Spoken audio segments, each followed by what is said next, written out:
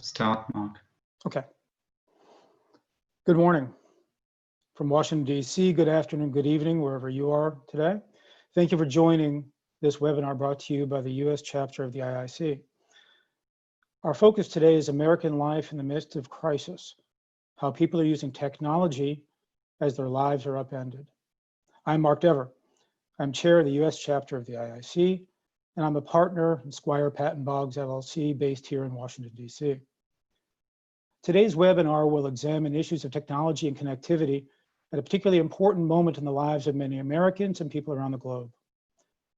We are in the midst of a global pandemic that has forced many from their jobs or to work from home, not to mention often while seeing our little ones engaged in distance learning, which has introduced its own special challenges.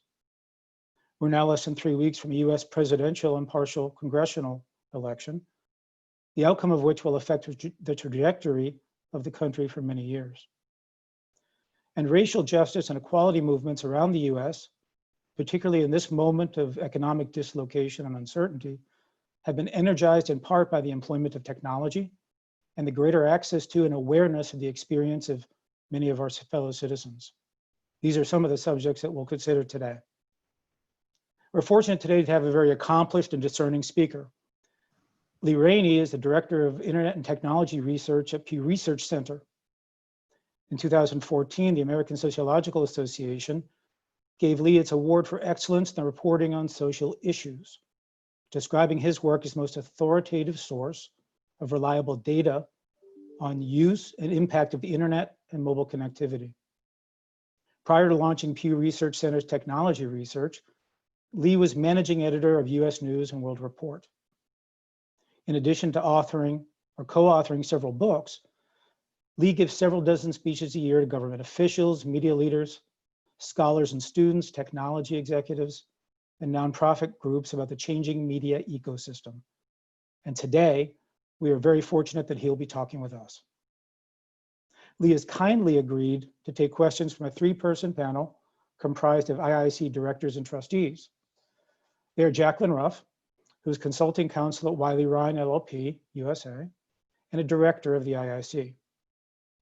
Jean-Jacques Sahel, who is leader of Asia Pacific Information and Content Policy for Google, and also a director of the IIC. And Jean-Paul Simon, who is director of JPS Public Policy Consulting and a trustee of the IIC. Detailed biographic information, including the very impressive resumes of Jackie, Jean-Jacques, and Jean-Paul, are available at the IIC website page devoted to this event. You'll also be able to pose a question or two via the Q&A function of Zoom, and we'll get to some of those as time allows during today's program. If it's of interest, we can also arrange for our speaker or one of our panelists to reach out to a participant after the webinar to address a question that we did not reach in the program itself. With that, Lee, perhaps you can outline the elements of your presentation and lead us on the way. Thanks so much, Mark. It's always a pleasure to be with the IIC, and I'm just so grateful to have this opportunity to share Pew Research data with you. It's important to point out at the outset that the Pew Research Center is a non-advocacy, nonpartisan group. It would be a firing offense for me today to indicate that we had any agenda on any of the issues I'm going to talk about, and if I expressed even my own personal opinion on the issues that I'm talking about. So I'm going to present a lot of data. A lot of it will be American public opinion polling data, but there'll be some international insights as well. We do this work. We spend a lot of money from the Pew Charitable Trust, a big American foundation, to generate information that we hope is important and useful to the folks who are participating in an encounter like this. But we don't do it from the perspective of being cheerleaders for technology, to detractors from certain elements of technology. We don't have a position on privacy policy and things like that. So that's the background of where I'm coming from as I present these data. As Mark mentioned, we have been in a really different polling environment and news environment since the beginning of the pandemic. About a year and a half ago, we planned to mount several special efforts to look at the media diet, the media availability, the news environment of Americans as we entered the election season, and that work has continued and intensified in recent months. But we had never planned for a global pandemic, and we hadn't really planned for the intense kind of racial justice protests that have occurred in the United States since Memorial Day. So that's been a major part of our life, and I'm going to run through some of the sort of broad cultural contexts of that information before getting to the specifics about technology use in the middle of these crises. In the middle of the presentation, there's 3 polls, and we're going to launch the first one now just to see how your experiences and attitudes line up with the general public's attitudes, particularly in the United States. So Juan, if you launch the first poll and let people vote on it, that would be great.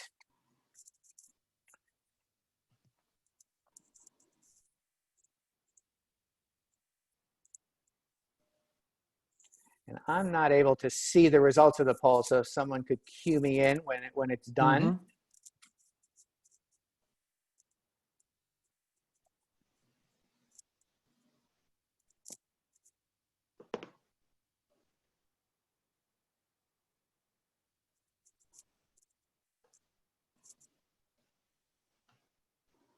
The background on this question, as you'll see in a minute, is that this is a question we asked Americans early on in the COVID-19 pandemic.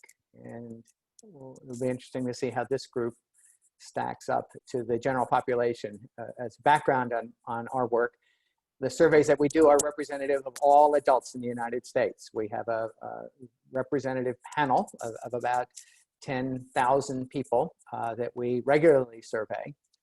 And it's made up of every kind of American, young and old, rich and poor, different regions of the country. We have a representative mix by gender, by race and ethnicity, and things like that. So all the data I will be presenting will be representative of public opinion and public behavior throughout the United States. It looks like maybe folks are done. There you are. You have. It looks like you've been slammed. And in a minute, I'm going to show you how that compares with the rest of America. Should I go on, Mark? Yes, please, Lee. Okay. So here's how that looks. 4 in 10 Americans, so about half the level of the group that was voting here, said their lives have been changed in a major way. These were data that were gathered at the very end of March earlier this year. And one of the sort of standard things that we do at the center is because we have representative samples, we look at different demographic groups and other kinds of groups in the country. And you can see that the, sort of absolutely classic situation is that different people have different experiences. In this particular case, white Americans, Hispanic Americans are more likely than Black Americans to say their lives have changed in a major way. You can see that there's a bit of a class effect on people saying that their lives have been affected in a major way. So in a way, the results here look very much like the professional class of people who are participating in this encounter. The other thing that we've added to our mix, of course, is that when we have gotten at the very, very detailed local level, who's been affected and which communities have been most affected by the pandemic, we are able to look at places where there has been a high impact. There have been a lot of cases and a high number of deaths, as distinct from places where there have been a medium and low impact. And you can see that in the lower right-hand corner there, the communities that have had a high impact are more likely to say that their lives, the individual lives in those communities, have been changed in a major way. 14% of adults are pretty sure they've had COVID-19. So 3% have actually tested positive for it.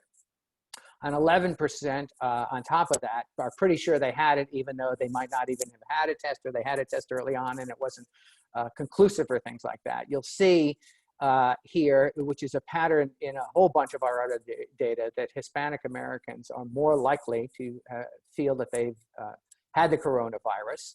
And in many respects, you will, we get to the technology picture, you'll see that their use of technology has kind of reflected that they've had a high impact and that they have been particularly affected by this.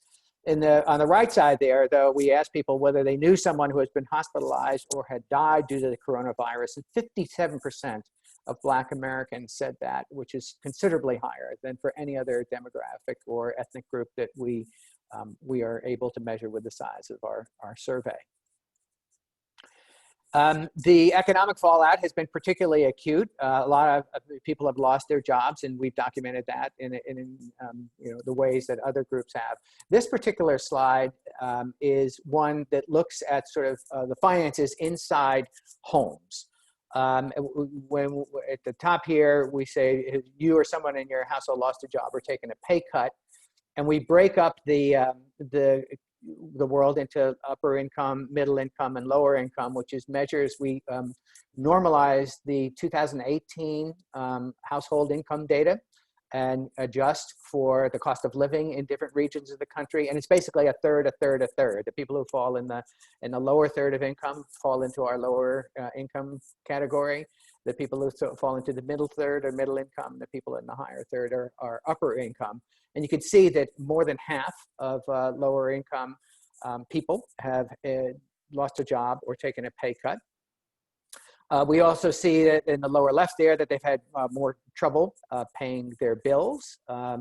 And on the right here, we asked a question that's now become pretty popular at Federal Reserve data. Other kinds of economic data have looked at this. If your household experienced an unexpected either $400 or $500 expense, how easy would it be for you to pay it? And whether do you have the funds available to you in a rainy day fund to cover that expense? And you can see there that the lower income families are less likely to have been able to set money aside to cover an emergency expense. These are data that come from federal sources. This is not Pew survey data, but unlike what happened in the 2008-2009 Great Recession, this disruption has hit women harder than men. In 2008-2009, it was much more the case that men were the ones that were more hard hit than women, but women have been more likely to lose their jobs. And younger workers in both cases, both the Great Recession and in the current recession, but it's particularly likely to have happened now. 25% of those ages 16 to 24 have lost their jobs as of May of 2020. We also look at sort of the commotion that's going on in the culture. There are a bunch of data about a fifth of Americans have experienced in their household some changed living circumstances. Either someone has moved in with them or someone has moved out of the household to go somewhere else. And this number was particularly striking. 52% of young adults now are living with their parents, which is a higher number than even at the height of the Great Depression and during the middle of World War II. So we've never seen the kind of a disruption in living patterns that this pandemic has brought about. I'm going to show a few slides about the racial reckoning. We've done a lot of work related to this, and it's just very, very striking. So we've polled on people supporting the Black Lives Matter movement. There's been a drop since we first asked the question in June, right after the protests began, but still a majority of Americans, 55%, say they support the movement. As you can see in the right, the demographic breakdown there is fairly pronounced. White Americans are not as supportive as they were in June when we took a poll in early September. And Republicans in particular have backed away from their support of the Black Lives Matter movement, as distinct from Democrats who, in the two polls we've taken on it, have been consistently highly supportive. I should just note here, just for the record here, when we look at Asian Americans, we are only able to interview Asian Americans in English. For Hispanic respondents, we do our surveys in Spanish if they prefer to do it, but Asian Americans, these are only English-speaking Asians.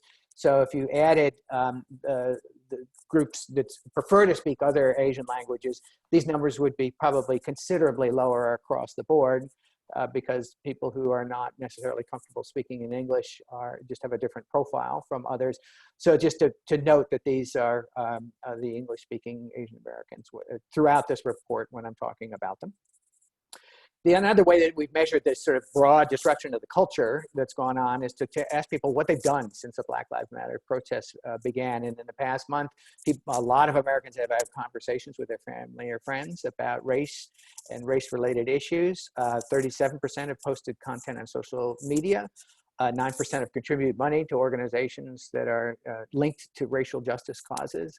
7% have expressed their opinions to public officials. And 6% have attended rallies. And we broke out the people who said, yes, I've attended a rally. And interesting, this slide shows you the yellow line beneath it is of what share of the population, of the overall population this group is. So whites constitute 64% of Americans. And they've been 46% of those who say they are participated in protests. You can see that for Blacks and Hispanic Americans, they're a little bit overrepresented in the protests, but really the striking thing about these slides is that for lots of racial and ethnic groups, for lots of different age groups, although particularly for young people, for different people living in different communities, urban, suburban, and rural, and particularly for partisan groups, it's been a pretty eclectic bunch who have been in the streets participating in the protests, which also speaks to the sort of broad-scale nature of the racial situation and racial justice conversations in America. These are the latest Pew election data. We put them out late last week, and it's a time to have the second poll question put up for you. It's not a question about who you're going to vote for. It's a question about how you're feeling about the way things are going in your own countries. So answer this as you're thinking about your own country and the state of it in the broader world. And again, these are questions we've directly asked Americans about the situation in America. So we'll see how this audience stacks up to Americans thinking about the election.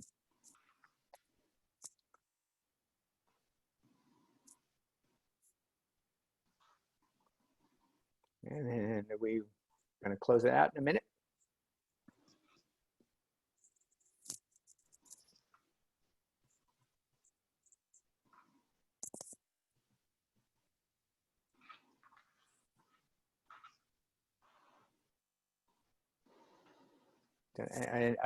Oh, there we are.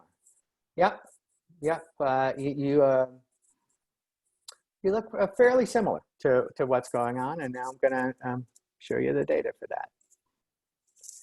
Well, first of all, this is our voter preference.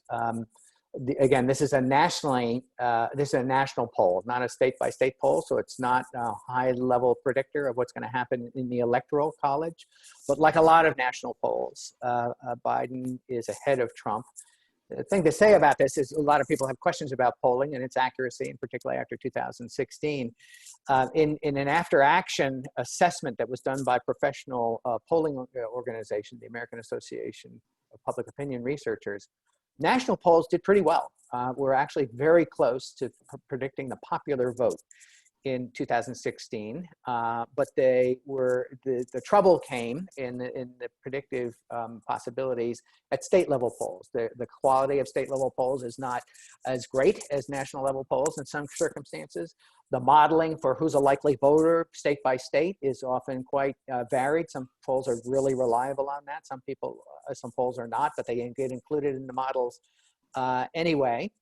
And so that's the background on polling. We also asked about people's level of confidence in the candidates along a bunch of different dimensions of their profiles and public personages. And so, make good decisions on economic policy. There's, it's a virtual tie with Trump 1 point ahead, but effectiveness handling law enforcement issues, you can see. And then at the bottom, the thing that was most striking is bringing the country together and handling public health impact of coronavirus. Biden is considerably ahead of Trump as the public is thinking about those dimensions. And here you are. this looks actually pretty much like your responses, even from a variety of different countries about the state of their countries. And I think maybe there is a slightly higher representation of hopeful in your poll and a more proud.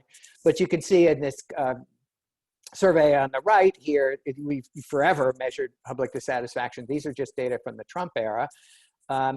And you know, people have not been overwhelmingly happy in the Trump era to begin with, but after the pandemic began, of course, it just spread apart probably as dramatically as it's ever done in the history of polling since the middle of the last century. At the beginning, sort of in April, we asked about how likely it was that the outbreak would disrupt the presidential election, and 2/3 of Americans said it was either very or somewhat likely it would happen. Democrats were more likely to say that than Republicans. We haven't re-asked this question closer to Election Day. My hunch would be that it might be slightly higher now than it was at the time, given the way that there's been commentary and conversation around whether people would accept the election results. And voting has begun now, so there have been stories about some communities and states where it's been you know, challenging as opposed to other states where it's been going relatively well. There's a big debate about, of course, mail-in voting and absentee voting. And so I think there's, you know, there's broad public attention to this issue and potentially even more concern now than there was then. This is, you know, the most depressing slide that I show because it's the long-running data since the actually since the early 70s or even late 60s about trust in the federal government to do what is right just about always or most of the time. It sits now at 20%. It's been down that way. Basically, this is 9/11, I think, right around here. So there's been this collapse of trust in the federal government. It's been matched by smaller, but still pretty telling shrinkage of trust in other kinds of institutions too. It's not across the board. There are some institutions that have done particularly well in maintaining or even growing their level of trust, but the level of trust in banks, big corporations, in the church, and for the case of this conversation, declining trust in the news media is all part of this broad story about lowering trust in major public institutions, particularly those that are tied to civic life. We have, since the year 2000, we have been doing global polling about geopolitics and globalization and particular events that occurred around the world when they've happened, like 9/11, the Gulf War, and things like that. In the most recent survey results, which we got this summer and released 2 weeks ago, the level of trust in the United States or in developed countries, and the level of President Trump in particular around the developed world is quite low. It's among the lowest in the era we've mentioned. For these 6 countries that we've broken down here, it's the lowest view of the United States that we have ever measured. So in the UK, France, Germany, Japan, Canada, and Australia, there have never been lower levels of favorable ratings for the United States. If you look at the country list on the left there, you will see that it's developed countries. Because of the pandemic, we felt that we could not do what we do in a lot of developing countries, and even in some developed countries, which is door-to-door polling, because it's a better methodology in a whole bunch of places. We decided not to do that this year for the safety of the people who we would be interviewing, as well as the safety of the people who would be doing the interviews for the vendors that we hire in that country. So this is a much shorter list. Usually it's between 40 and 50 countries a year. So this is a shorter list, but it's quite telling that it's particularly in the era of the pandemic. A lot of people around the world think that the United States has mishandled the pandemic. The president in particular hasn't done a particularly good job. And so that's reflected in the broad favorable or unfavorable views that they have of the United States. We've been looking at at tech companies and from a variety of perspectives, and I'll show you some slides about that later. In this particular case, I showed it in the political batch of slides because we asked people how confident they were in technology companies like Facebook, Twitter, and Google to prevent misuse of their platforms to influence the election. Since 2018, their confidence has not been particularly high. And in 2020, there's just a sense that the technology companies have a lot to deal with, that they have been used and weaponized, and that they have become sort of venues and public squares of contention, and where new trickery, new techniques of people manipulating others, or trying to manipulate others, or trying to promote their causes are in play. And there's just this broad sense that the technology companies are under siege and struggling to make sure that their platforms don't get abused in these kinds of ways. And now we're going to get to what's going on in the midst of with technology use in the midst of these crises. So we'll ask our third and final poll question about how things have been going. This is a question we asked again in the United States about the role of public agencies, public policy, taxpayer money, whether it should go to pay for broadband and cell phone connectivity for all adults or not. I should point out that, well, I'll show you the data later on. I'm going to shut up because I think this is an easy question to answer.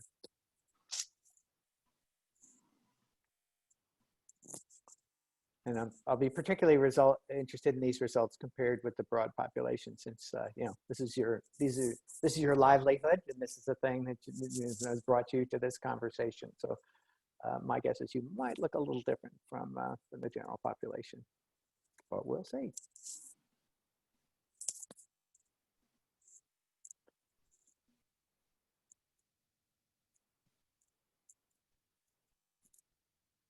And can we close it out? One.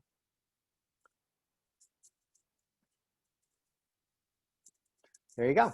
Okay, 2/3 basically say yes, and 1/3 say no. And here's how. Let's see, what have I got here? Well, first of all, I wanted to just show you the amazing spike in broadband activity. This is a U.S. household usage. These are not Pew data. They come from a vendor called Open Vault, which has a pretty robust, broadly representative and geographically representative sample of broadband users around the country. And you can see that there was a big spike in March, April, but also it's continued on at a higher plateau, even as things have become a bit more normalized, or that life has sort of settled into the patterns that have been pronounced since the pandemic began. These are some data that were compiled by PC magazine. So in the first wave of activity, right after the pandemic broke out, there was a 27% increase in Facebook usage, 26% quarterly growth in LinkedIn usage. WhatsApp increased calls twice the amount, and TikTok, which has just sort of come up on the post here, in the social media landscape, 25% increase in the number of monthly downloads of the app. So there's a sense that the internet has become now sort of a go-to place for lots of folks for lots of different reasons. Here's some some statistics compiled by PC Magazine about what's been going on with meeting apps. Microsoft Teams, the minutes used by the teams has gone up dramatically. Slack has been seeing increased use in paid customers. Google Meet, the time spent there is just sort of staggering if you look at that data. And Zoom participation, as we are all demonstrating today, is just kind of stunning. And then finally, there's been a surge in gaming activity as people have sheltered in place and not been able to go outside and enjoy other kinds of entertainment and enrichment activities. So Nintendo, Bunch Live, Blizzard activation, and just sort of house party, the app related to that. There's just been this sharp move towards socializing, enrichment, entertainment in the online environment, again, as people have had to stay in their homes or stay relatively close to home. Early on, and we began to measure what we thought were some of the newer activities that we saw online. So these numbers have gone up probably considerably since we took these measurements at the end of March and early April. But virtual parties, a third of Americans have done that. About a fifth of Americans have watched a concert or played live streamed through the internet or an app. and about a fifth, 18%, have participated in online fitness classes and online workout videos at home. You can see here that young people, as they always have with technology activities and things like that, are more likely to do all of these things compared with older folks. Again, I point out the Hispanic numbers here just because there's something going on that I actually would be really interested in how other panelists and participants here see these numbers. There's some sense that Hispanic workers in particular are dependent on the internet, and maybe there's a very mobile-oriented group of internet users, and that might account for things. Anyway, I'd be interested in folks' interpretations of that because we haven't pinpointed what we think is entirely going on there. There's a class dimension to it. College-educated folks are more likely to have done each of these things, and they're more likely to have been done in urban and suburban areas than in rural areas. We also asked a question again, sort of in April, mid-April, about whether the internet has become essential to you or important but not essential, not too important or not at all essential. And I don't know what to make of this number. 53% said essential. I frankly was thinking it might be somewhat higher than that, but I don't know. And so again, I'm interested to hear in our discussants' interpretation of this. But it's, you know, it's still a striking number. More than half of the population of the United States say that the internet has become essential, and another third of them that said it's become important but not essential. And we break out these data by demographic group, and the Hispanic numbers are just over-indexed on everything. There's a class dimension, so income groups, higher people's income, the more likely they are to say the internet has become essential. The more educated, formally educated people are, the more likely they are to say the internet is essential. And the partisan numbers here are probably a reflection of demographics of the parties rather than partisanship. It's not like Democrats, because they're Democrats, are using the internet more. It's because Democrats are somewhat younger, somewhat more likely to be Black and Hispanic, who are also over-indexing in these things, somewhat more likely to be have higher levels of education. So I think that's what's going on in those partisan numbers, but they're still pretty striking. And here's the question we get about public policy related to broadband and cell phone services.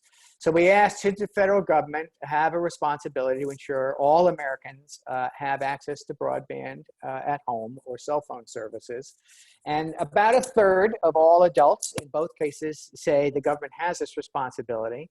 There are big partisan gaps. Republicans are less likely to say the government has a responsibility in both cases. Democrats are more likely to say the government has a responsibility. But it's still pretty striking that 62% of the overall population and all just are saying that the government does not have this responsibility. We also asked about questions related to the homework gap.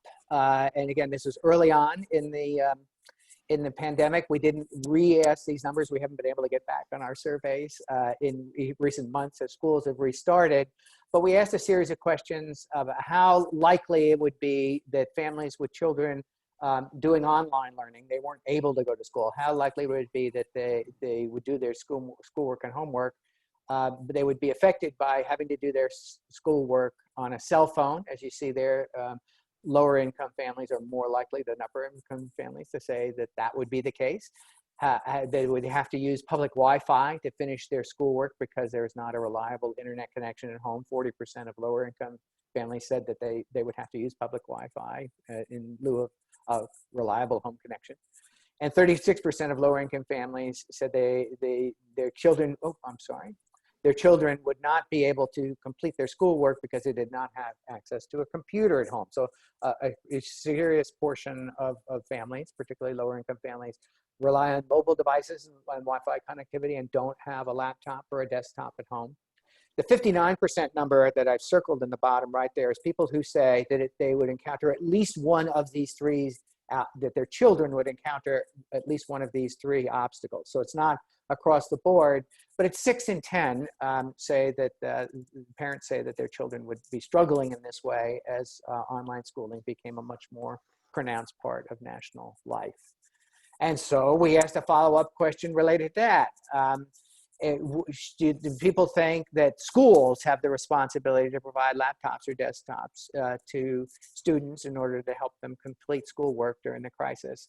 And we asked about all students. Should that be the responsibility of schools, or should it be a responsibility focused only for students whose families cannot afford it?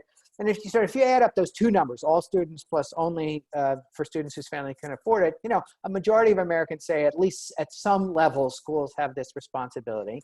And of course, it's much more likely not much more, but it's more likely that adults would like this to be focused on families that cannot afford it. But the difference between these numbers and the previous numbers I was showing on broadband on cell phones, of course, is that when children are in play, Americans have a somewhat more open view to the idea that government, some level of government, in this case schools, has a role to play in providing both hardware and connectivity to students. And here's some of what we've been measuring in the context of election related to social media companies. We were even measuring this a couple of years ago as we began to notice that techlash was building. Right now, 72% of Americans say that social media companies have too much power and influence over politics, and Republicans are more likely to say this than Democrats. This also fits with a broader pattern of whether they are, how they're performing. So in this particular slide, a lot of Republicans think that social media sites censor political viewpoints, and particularly censor them in the direction of privileging information appealing and interesting to liberals and supportive of liberal causes rather than conservative causes. And you can see that over a 2-year span, when we asked this question in 2018, Republican views about social media companies privileging the views of liberals over conservatives has grown. For Democrats, that number has shrunk a little bit, but there's just polarization, and this is why there's such a big conversation now, particularly in the United States, about Section 230 and all sorts of issues tied to how to think about social media companies.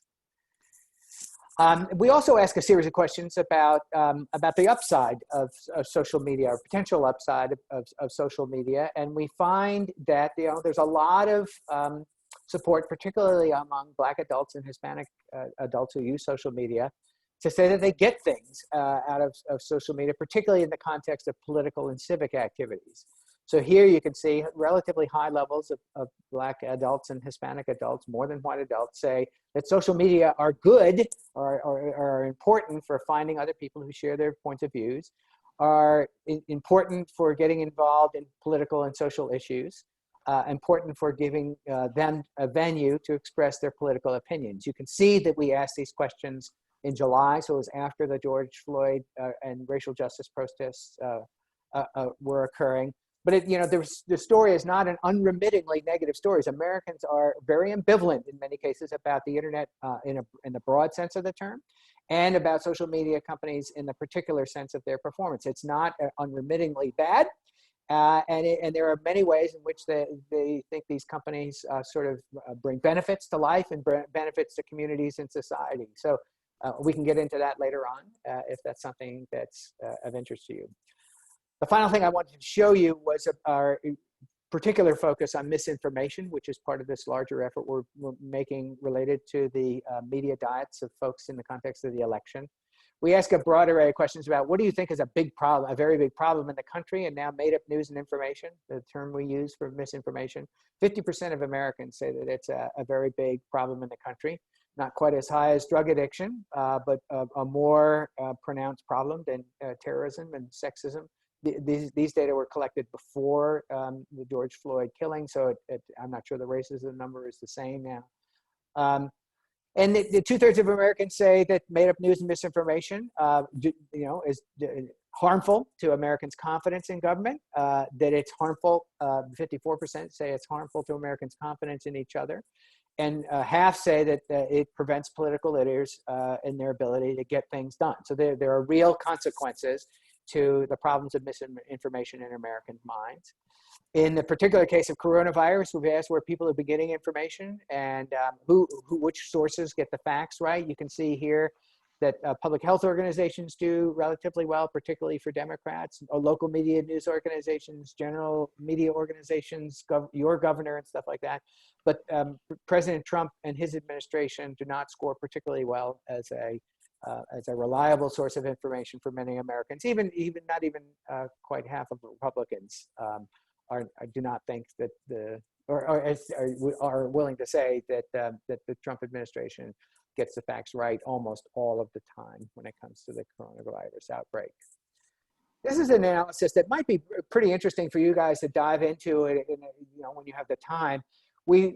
Every once in a while, and last fall, we began to look at media and their Americans and their trust in different media sources.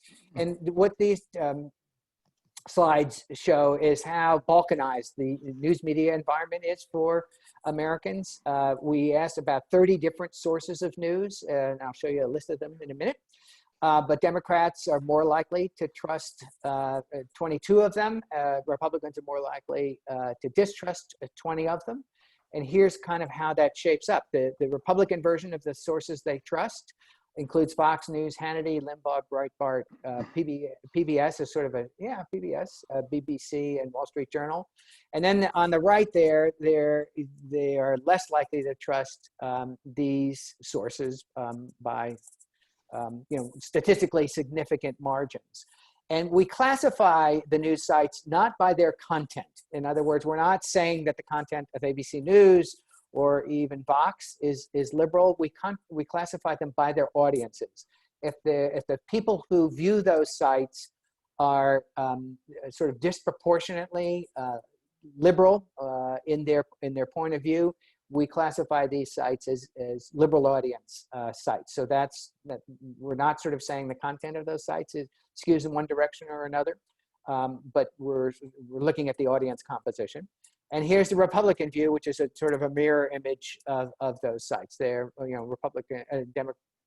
Democrats are much more likely to trust all the sites on the left here and to distrust the sites on the right there, which is what the opposite of the previous slide was. We also sort of classified people by how diverse their media diet was. And there are a lot of people who consult multiple sources of media, even if they are sort of liberal. They will watch Fox, or if they're conservative, they will watch ABC or CBS or listen to NPR or something like that. But there are now about a seventh or a fifth of Americans, both on the right and the left, who depend on the sources that are more or less left-leaning or right-leaning in their audience structures. And so we asked people about their major source of news. And what's striking to see here, which we've seen in other contexts as well, is that Republicans who rely a lot on Fox or talk radio basically have a different perspective on how well we're doing in controlling the coronavirus. They think we're doing about it as much as we could have, whereas people who are much more reliant on sources that with a left-leaning audience are more likely to say that the U.S. has not controlled the outbreak as much as it could have. These numbers show up in a whole bunch of contexts, whether Trump has done a good job on this, whether the reliability of sources on this. And so the sort of media diet that people experience, as well as their partisanship, is a strong factor in how they see the world unfolding. And here's one of the examples of that. We've asked 2 times whether people would be willing to take would be willing to take a vaccine if it were available to them today. When we asked that question in May, about 72% of Americans said they definitely or probably would get a vaccine. When we asked that question again in September, that number fell to 51%. 21% said they would definitely take the vaccine. That's half the level as we said so in May. And you can see that there are pretty striking partisan differences related to people's willingness to take the vaccine. I'm sorry, I'm blowing that phrase here. And so there are ways in which there are real world consequences that sort of at least at least have a strong correlation, not necessarily causation, with the media preferences and the partisan preferences that Americans have. So that's the end. And I hope I haven't raced through this too much, but I also hope I haven't been confusing on this. And I'd love to hear from the rest of you about how that's going. Lee, thank you very much. There is a ton of data in that presentation, which I think is fascinating. I've been fortunate to be able to spend a couple of days with Lee's presentation and flip page to page and compare some of the data points that appear in different contexts. And it's a fabulous presentation. Thank you very much for sharing that with us. I know some of it's quite new, and you worked that in, even though some of it was just published by Pew in the last week or even days. So we're grateful for that. A couple of things stood out for me as I read them and listened to Lee this morning. Hispanics and internet reliance.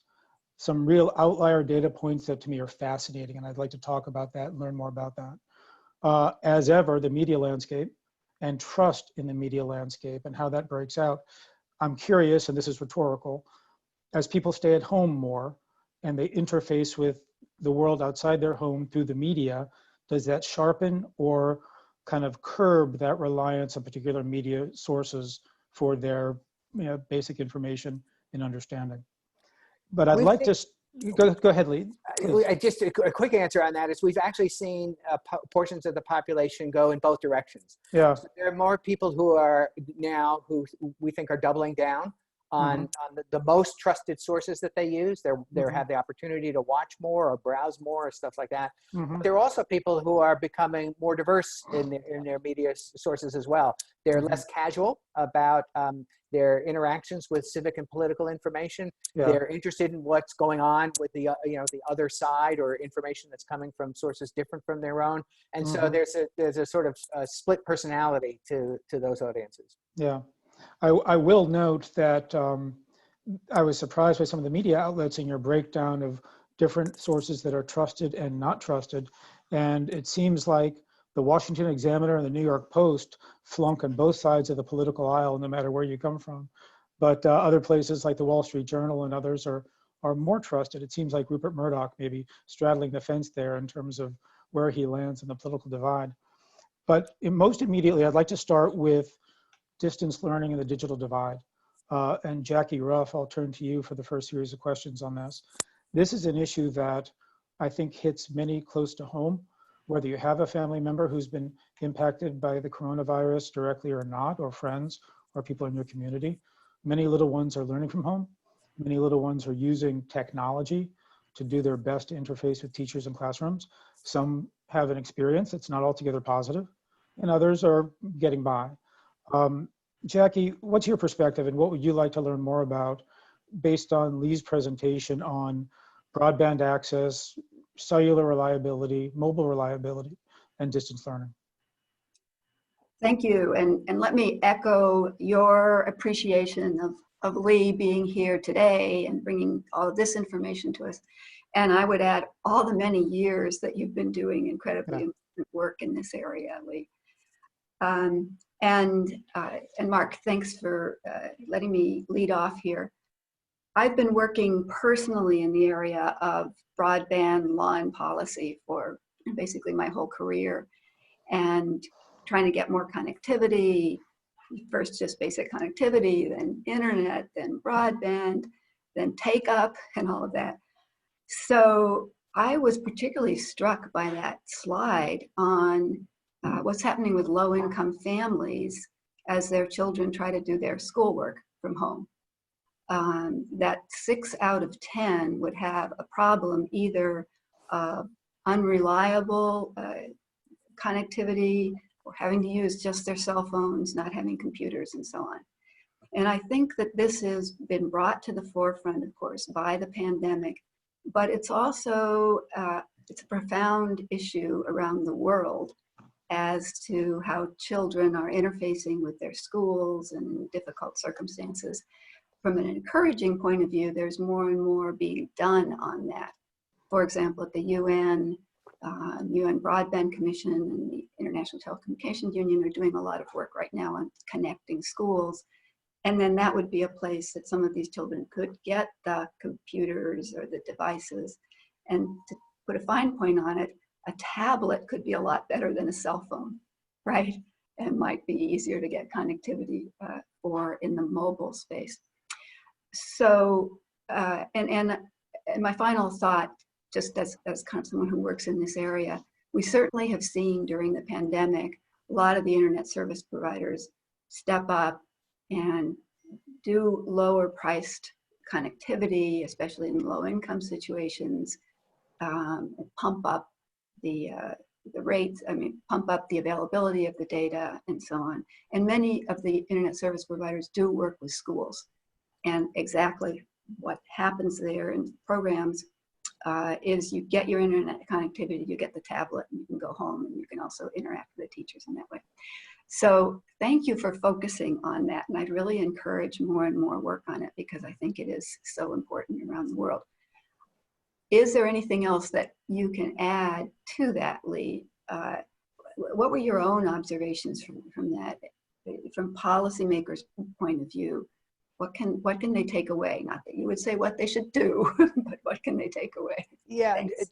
thank you, Jackie.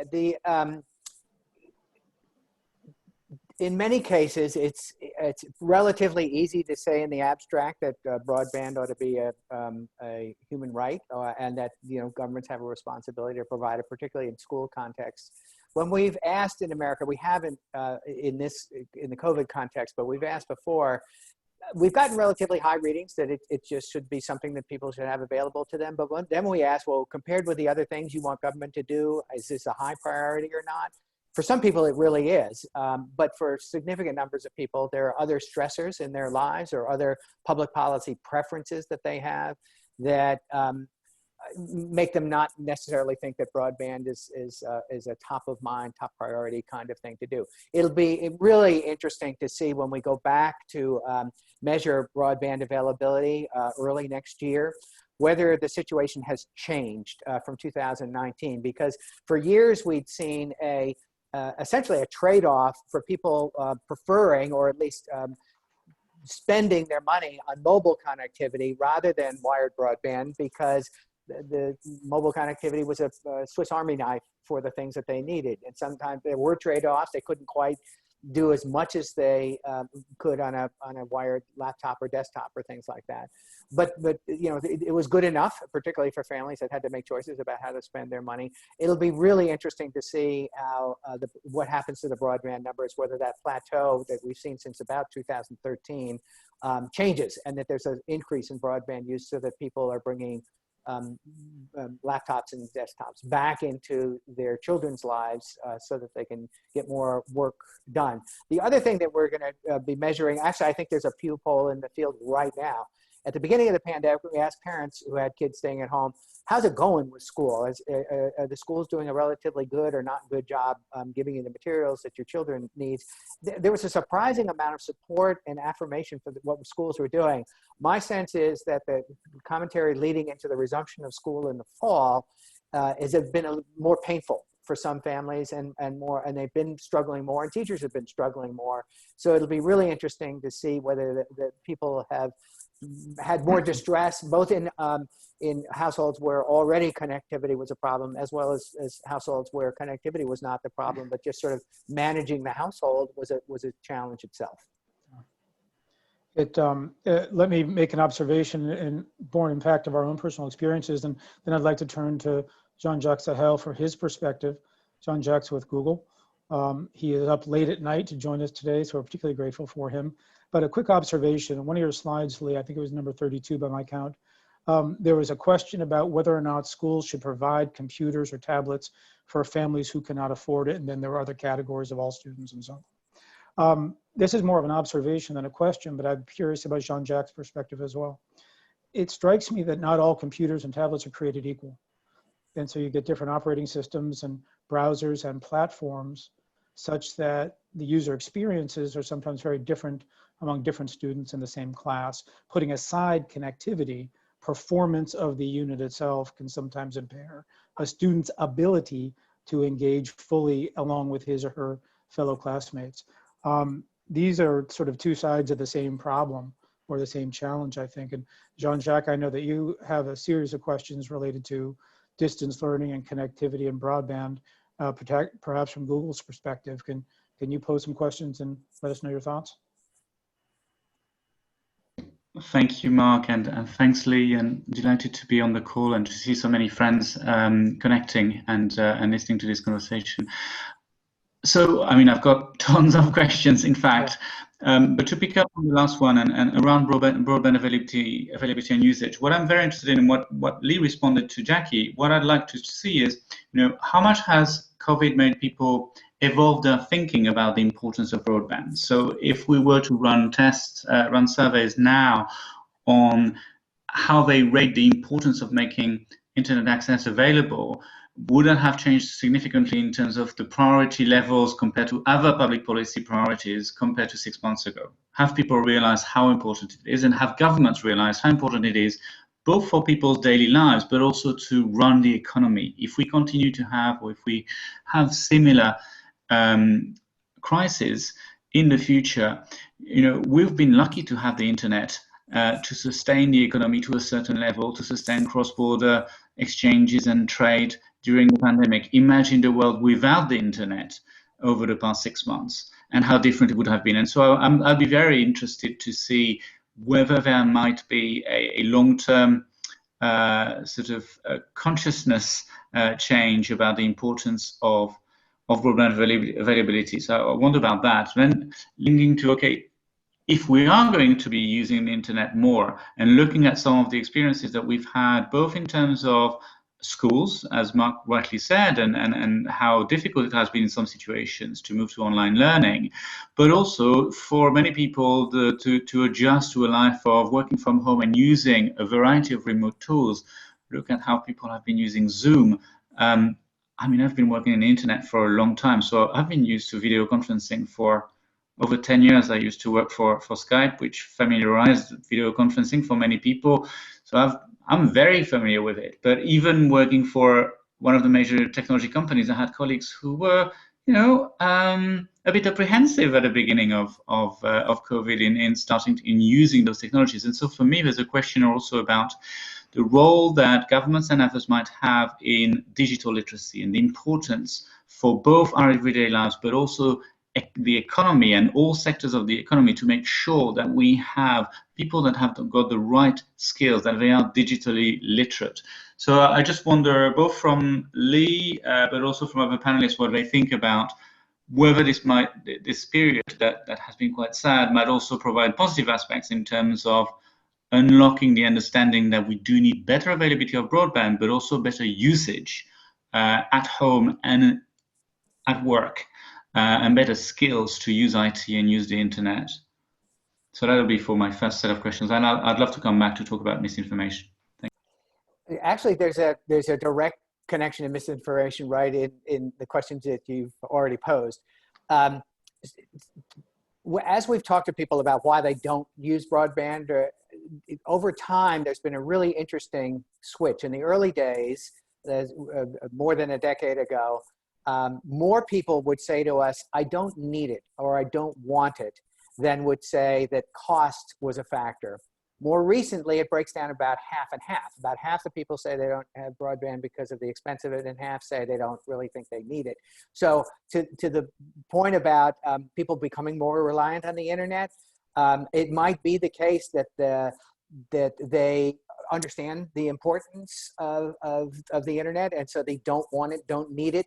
The side of the equation collapses or becomes a much smaller calculation, and it really becomes sort of an issue about money and resources. But even in that case, as you note, the turn towards tele-everything has been very pronounced. So it's certainly education, and it's certainly things like online shopping, and one of the slides I didn't show was this amazing uptick in people getting food online, both their groceries and takeout and things like that. But telemedicine, we haven't collected data much on that yet, but I've seen other data that are striking about how people are now building it into their lives. Lots of practitioners on the medical side are now thinking that this is a way to go. Insurers are changing their reimbursement policies around it. So Jean-Jacques, I think you're very likely right that as we go back and look at the value of the internet, the dependence that people have on the internet, the way that they're rethinking what internet skills might have value for them. My guess would be that that'll be more pronounced. And so some of the, for instance, some of the sort of opposition that policymakers look at and say, well, people don't really want broadband. I bet you they might be rethinking that position now as people begin to say the internet is essential and a lifeline in an environment like this. That's great. Jean-Jacques mentioned misinformation and the use of reliance on the internet in part now for news and for information, for social engagement, and with social engagement comes social information. And I know, Jean-Paul Simon, you have a series of questions about media trust and the media landscape, which fits nicely with the lead in that Jean-Jacques gave us. I'd like to move to that area, Jean-Paul, and get your sense as we look at how people in this new environment, whether the new environment is the 2020s or the 2010s, and then overlaying on the pandemic where people are relying on electronics for interfacing and communication with their communities, how this makes you feel about misinformation and the reliability of news platforms. Jean-Paul, do you care to speak to that?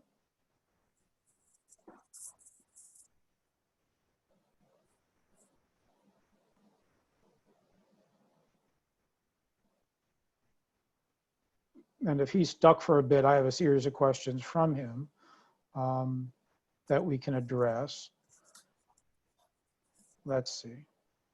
Well, I can answer the quick question that I see in the Q&A section about the availability of our questionnaires. Not only are our questionnaires available, but our data themselves are available. It's all the public opinion data is available for free for analysis by anybody who cares to. Yeah. And I'll send a link about that to you guys. And we can touch on that in a second. I think the question was, would Pew conduct some of the similar research undertakings overseas? You addressed that a little bit in your introductory remarks, but why don't we get to that at the end after we circle back, because I see we've got Jean-Paul now. Okay, I'm back. Yep.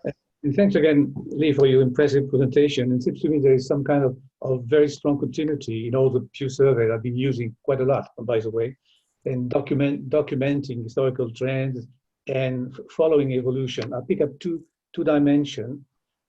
The one is about the lack of trust vis-a-vis news organization and tech company, and the other one is about the changing in the information landscape, as it has changed drastically. As in one of your survey, you mentioned that news websites and apps became the primary pathway for 43% of US adults, which is quite an impressive number. So, but at the same time,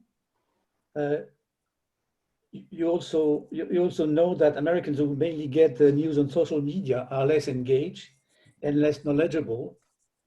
You mentioned as well in your presentation that, and at the same time, these are Black or Hispanic people, they really need this social media for their involvement. So it's a kind of bizarre, it's a kind of paradoxical situation. Or can we consider it another form of digital divide? People are being less able, less empowered to do things.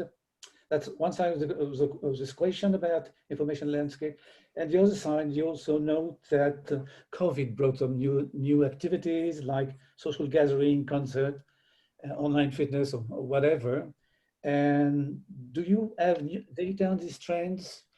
How can we predict they will stay, or they will just a simple reaction to this kind of strange period we went through? That's my first line of question. I have some other about tech companies and news organization. I'll be happy to ask later. Thanks, Jean-Paul. The digital divide debate has really interestingly changed over the years, and the change has intensified most recently.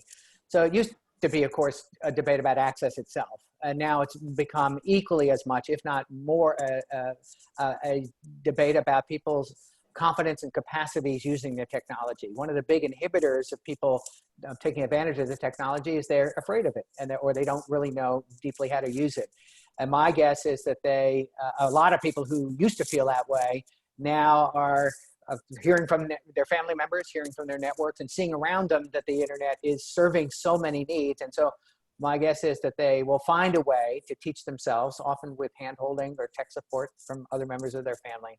The other piece of it is related to misinformation itself. You know, there's an enormous concern now that there are a portion of people who are you know, very tech savvy and information savvy and know how to sort through the welter of information that's being pushed at them about policies and civic life and about just life in general, and can navigate that relatively successfully. And there are other people who just get hammered by that. They can't find their way to the truth. They're not confident about their ability to discern fact from fiction. The general rule for almost every adult that we found in our data, people think they themselves are fine. They know how to get the right material in the right way. They think everybody else is an idiot and can't navigate their way to the right stuff. And so, you know, companies like Google and the social media companies are, you know, in the thick of the debates and thoughts about how to best organize our societies about this. You know, after the printing press revolution, it took a couple of 100 years to figure out how to, you know, how to do a scientific revolution and how to begin to think about the relationship between evidence and truth and things like that. So these are long-term propositions that there are some technological fixes. A lot of people hope that AI can help, you know, sort of sort through some of the worst kinds of misinformation and at least diminish it, if not depress it altogether, and elevate the better, more higher quality information. But in some respects, you need social systems as well as political systems and civic systems that are going to help people get to that. And, you know, those conversations are relatively new in all of our cultures, and it's probably going to take a while. It's building on that. I know that we've talked a lot about news and misinformation, and it kind of raises an epistemological question of what is news and how do we understand it.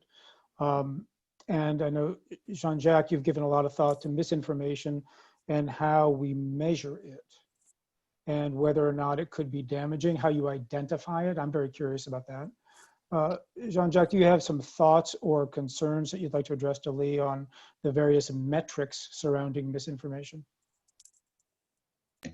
Yes, thank you. I think I'm very glad about Lee's sort of remarks just now, which are almost an introduction to the topic. I think it's not a new issue, right? I mean, propaganda has been with us probably ever since humans gathered in social circles thousands and thousands of years ago. Now we just have very advanced tools that can be used for that. I think we're making progress in the sense that we've got a much better understanding of it. Many of us, I'm quite happy about some of the work that we're doing in our company about, you know, the sort of multi-pronged approach that we approach the problem with. So, you know, I think we've made a lot of progress in getting ready or being able to address the issue. But I think, you know, I do like research, and I do like to be able to ensure that we have real progress. And so I've got a sort of dual question / point here to both Lee and others. One is a question that is both about what we saw in the results on misinformation, but also about the rest of the research, which is, you know, what we're saying is over the past 3-4 years or so, we seem to see a decline in trust, right? Generally speaking, trust in various newspapers, etc., seems to be going worse. And we see some worrying trends over those past 2 or 3 years around misinformation.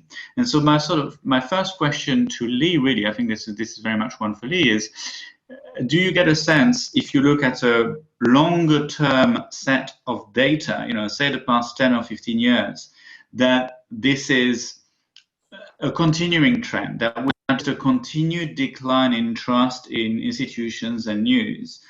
Or is this really in the last 2 or 3 years that we've seen this phenomenon? Is it really a new phenomenon, or is it more a continuous trend? Because I think that's quite important for us in the policymaking world to think about how we can address it. Is this just a new phenomenon, or is this much more long-term, deeply rooted? So that's one, you know, about sort of what does the research tell us over the long term?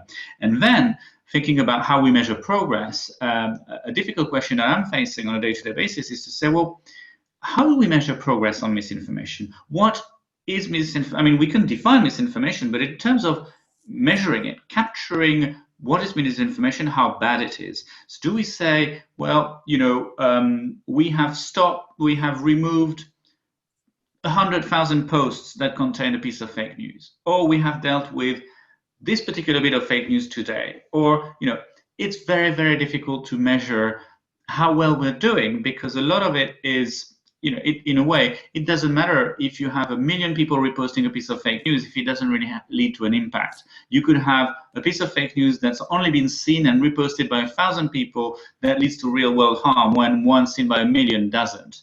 So how, if you think about that, I'd be really interested in your view as a researcher, an eminent researcher, on what could be interesting ways to measure progress. Perhaps it's not about those sorts of metrics. Perhaps it's about people's attitudes to misinformation and truth and news. So I'd love to hear your thoughts on that, because that will really help my day-to-day work. Thank you. Well, first of all, thanks for that work. I mean, it's so crucial that the major technology companies are in the thick of the exploration. It just, you can't overstate the importance of that involvement. So, at one level, a way to look at the impact of misinformation is to look at second order, but real impacts. Do people stop going to the doctor because they don't trust their doctors? Do people not want to take a vaccine that has gone through all the steps of the regulatory process and been sanctioned in the sort of consensus process that we've developed? But people still won't take it. And, that's why there's so much attention now to the anti-vaxxer movement, because it's a real clear example of where the scientific community has a broad consensus about what's true, and there are significant portions, and in some cases growing portions of the population, who don't believe that vaccines are the right thing to do, or don't think that they necessarily have to expose themselves or their children to it. So there are second order effects that have real harm. Do people move to the wrong community because they think there are jobs there? Or they move away from a place because they think one thing or another? But then I think you're so right, Jean-Jacques, that the very gauzy, muddy, incomplete, imperfect picture about the relationship of broad trust and its social impact we're just going to have to keep slogging towards a better set of metrics and a better set of insights, and we are, but you don't know yet exactly what cost is exacted on a society by 40% of people mistrusting the media as opposed to 60% of people mistrusting the media. We haven't yet quantified what the penalty for civic life is in a society like that, but I suspect that those efforts will come out in not too long future. The other thing that's been happening in our data in particular is that when you ask people the broad question, do you trust the media? The long-term trend absolutely is no, and it's at a floor that societies haven't experienced in decades gone by. But what is more interesting is, and more revealing, is that as the media ecosystem balkanizes, people absolutely can tell you which sources they trust and which sources they don't trust. So there are portions of the system they feel serves them incredibly well, and portions of the system that they think are, odious. And so it's not a generic question anymore to be asking, do you trust the media or not? You have to begin to unpack it in the way that places like ours have with these different sources. And then it becomes tied with the partisan polarization point. I mean, people are picking their media sources based on their partisanship. And if at some level, as you saw in our data, people think that because we can't even agree on the same set of facts, we can't begin to solve problems. And that's how policymakers are sort of bollocksed up by this kind of stuff. So we should probably just keep talking about the metrics of this, because we at Pew are getting broad readings on what we think the cultural impacts are. There are people at the micro level who are figuring out exactly what a misbelief or an unfounded belief, what penalty people pay for having that. And somehow there's a middle ground we're going to have to strike about both the micro and macro material. Yeah, Lee, on the subject of anti-vaxxers in particular, which is kind of a subset of the phenomenon to which you just referred, I note in the last couple of days, Johnson & Johnson and Eli Lilly each paused clinical trials of vaccines, apparently over safety concerns. That can be very real news. but it can feed both sides of the interpretation spectrum. For those who are anti-vaccines, it probably lends itself a little bit to the idea that these things are not safe, potentially for other reasons, but putting aside the science. It could also explain, I think, one of your last slides, or at least lend itself to an explanation of one of your last slides, your last slide, about the willingness of people to take a vaccine if it was available today. It seems the numbers from May to September have dropped considerably, or at least meaningfully, across the political spectrum.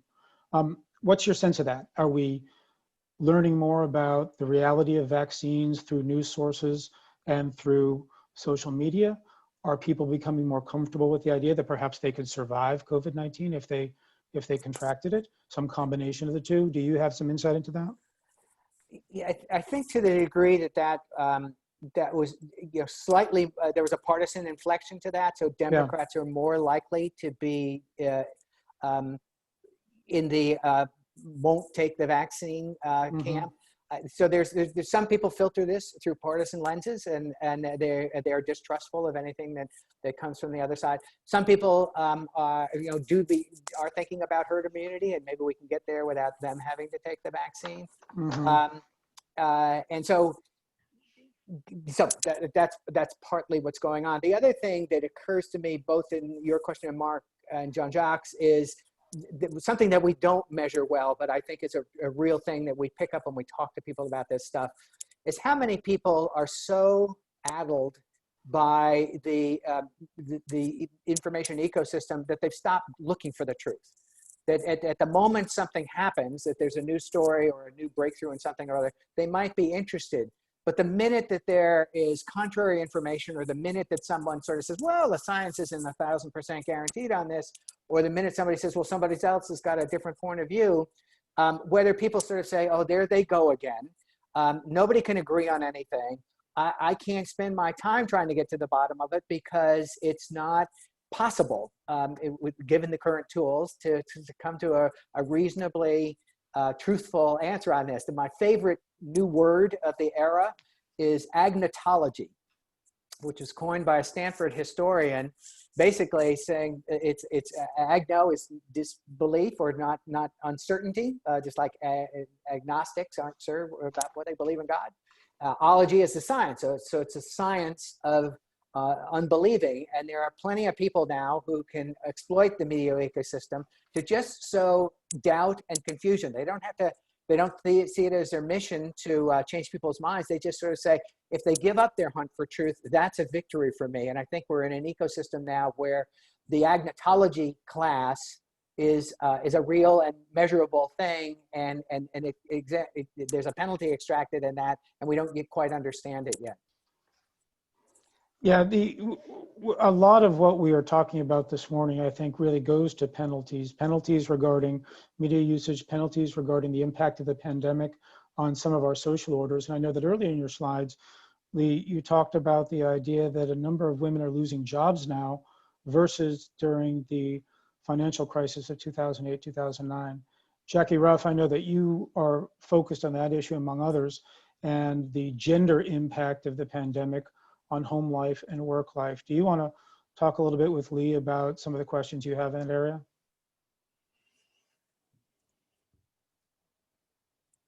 Sorry, getting myself back. Yep, there you are. Back visually.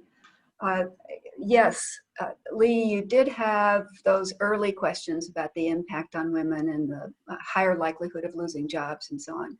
The later data was not frequently broken out by gender. And you may have other work that you've done that does do that, because frequently that's another place that a digital gap exists. Maybe not so much in our country, but around the world. And I wondered whether you have any other data or any other thoughts on, like you using the term penalty, Mark. Not losing your job is a huge penalty, but are there other ways that women may be at a greater disadvantage, perhaps at the lower income level, in terms of digital skills that we've been talking about that are so important? Thanks. Yeah, actually, in the very first substantive slide I showed, women were more likely than men to say their lives had changed in a major way. So that's another indicator. There, we're gathering, as I say, we're in the field right now with a survey about family circumstances, and part of the driver for that was the other data coming from other research organizations and just anecdotal evidence, is that particularly as schools didn't reopen in many communities in the fall, women are the ones who are bearing potentially more of the burden of sort of keeping all the elements of the household in order, making sure the kids have their working technology, making sure they get to classes in the right time, doing meal preparation, household chores, doing their own jobs, oftentimes late at night or at the crack of dawn, because that's the only time of day that's available to them to do that. So we will have data on that in the not distant future. And my suspicion is that the number of women who are expressing stress and dismay in this environment, it will be higher than the number of men, and particularly for lower income families, that'll be the case. We also are sort of picking up evidence on the health side related to this, that women are potentially just emotional burnout, as well as having not only COVID related, but other health related stressors come into their lives at higher numbers related to this. Of course, we know that women are overrepresented in many of the essential jobs and service industries that are in that. So that's reflected in those job data you saw, but we'll see more of that. So I hope that's responsive. It's across the board. You just have a sense that the culture for women in particular is just under stress in ways that are more dramatic than for many men. Mark, can I just make a very brief follow-up on this? Yeah, I would welcome that, Jackie. Yeah, this has been fascinating to me to hear these fairly detailed pictures of shifts, perhaps that shift that you said, more towards competence and capacity regarding the use of technology rather than access. And what you just said in terms of some of the specifics on the effect on women.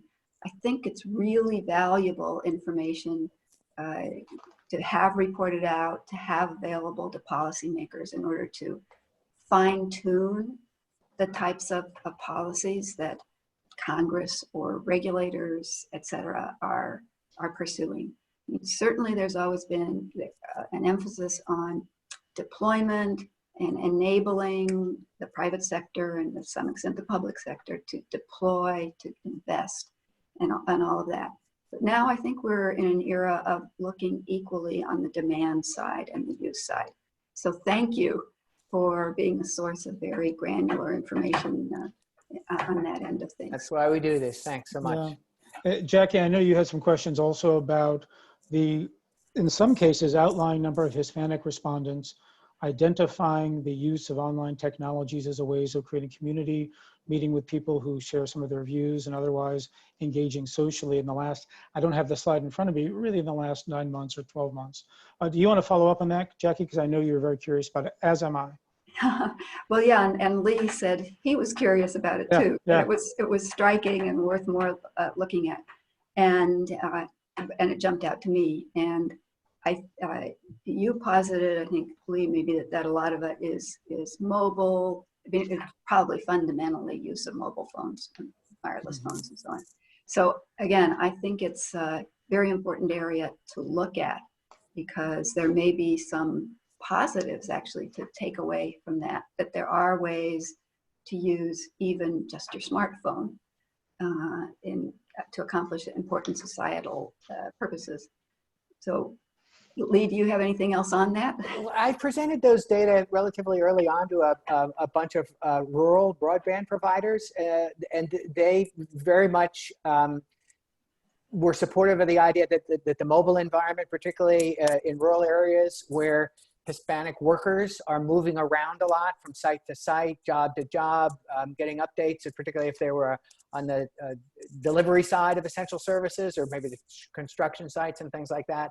The other thing that someone suggested that I just don't know how to judge, but it had real possibility to me, was translation apps might be particularly more valuable and important now as Hispanic workers in particular are engaging with their clients and even with their colleagues and their fellow workers and things like that. So it's clear that the Hispanic Americans and Black Americans have been under sort of special and awful stresses in this environment, and that's probably just one of the other things that's going on here. Lee, we don't have a ton more time, but I'd like to pose two questions that have come in on the Q&A line that I think might be of interest. One, more recently, talking about women in the workplace and the stress they're feeling between balancing work demands and home demands. One of our delegates asked, to what extent do you think poll results may show women as under more stress because men are less likely to admit when they are struggling? Any thoughts? It's a great question. Any thoughts? Yeah, and I'm not sure respondents would be happy to answer that question. We've never asked it for sure. Yeah. It certainly sounds plausible. Right. It certainly sounds plausible. And just one of the reasons we do ask a question about has this happened in your household, not only to you, is because family systems are affected by this. So you could imagine that phenomenon happening, and also men feeling the same way about the extra burdens that they observe their spouses bearing or their partners bearing. So it's clearly this is a systemic and sort of broad-ranging kind of impact that I think probably affects men and women on behalf of the people that they love. I think maybe just quickly to add, I think it's interesting here in Singapore, there was just a report published in the last week showing that at a broader level, the consultations around counseling and psychological consultations by families, by couples, have gone up the roof. And I expect that it would be the same in many other countries. So yeah, it's definitely a broader societal issue and family issue, for sure. Yeah, great questions all, and almost impossible to answer because they go to the very nature of polling, doesn't it? And I will always defer to Lee and his colleagues on that subject. Now, another question we got in on the subject of polling and the subject of this study. One of our participants asked, is it possible to cooperate and apply your study and questionnaire to other countries or on another country? I know some of your polling does in fact reach across the oceans and talk to people in different countries. One of your slides had to do with the perception of the United States and dealing with the pandemic. What is your capability of doing similar studies other than in the US and doing so reliably? We do have that capability, and especially when we can go back to face-to-face polling, we will be doing the kind of 50-country surveys that have been the stock and trade of Pew for a lot of the past two decades. What is always a challenge about international work is that there are lots of questions that people want to measure across societies. I will send a link to some really nice work our colleagues in the journalism study unit did about the media ecosystems in Europe and the degree to which the things that we're seeing about balkanization are replicated in cultures, but the balkanization more revolves not around sort of partisanship as around populism. The populists have a completely different set of relationships to institutions and feelings about institutions like the press than people who are sort of mainstream supporters and thinkers about their societies. The other thing that it's clearly going to happen is we're going to do a lot of survey work over the coming years about people's changed relationship to technology in the United States and abroad. It's just, we're at an inflection point, we think, that we can document with data when it comes in about how people are relying on technology, thinking about it, worrying about it. There are a lot of new concerns about harassment and privacy that have surfaced in this era as reliance has grown. So it's a very rich environment to do this kind of research, and we're going to do it. And we're glad for that. And like I said at the outset, we are very fortunate, Lee, that you spoke to us today, because the data you've presented is timely, it's interesting, it's engaging, it impacts all of us, and we're better off for having heard your presentation and gotten to interface with you. I think we will wrap it up there because we're coming to the end of our time. I'd like to thank everyone for participating in today's webinar. Thanks particularly to Lee Rainey for his data-rich presentation, for his erudite discussion of a lot of data points, and the synopsizing of a lot of things that we don't see behind the scenes that make this so much more enjoyable and understandable. And thank you to Jackie Ruff, Jean-Jacques Sahel, and Jean-Paul Simon for adding enormously to this conversation. There are so many more questions that each of us would like to get to, and time does not permit. And we look forward to having similar discussions in future events. Finally, thank you everyone for your support of the International Institute of Communications. These are the types of discussions that this institution is famous for, and we look forward to having more discussions like this and more programming of this sort in the coming weeks and months. Keep an eye out for that, and we look forward to seeing you again here. Thank you, everyone.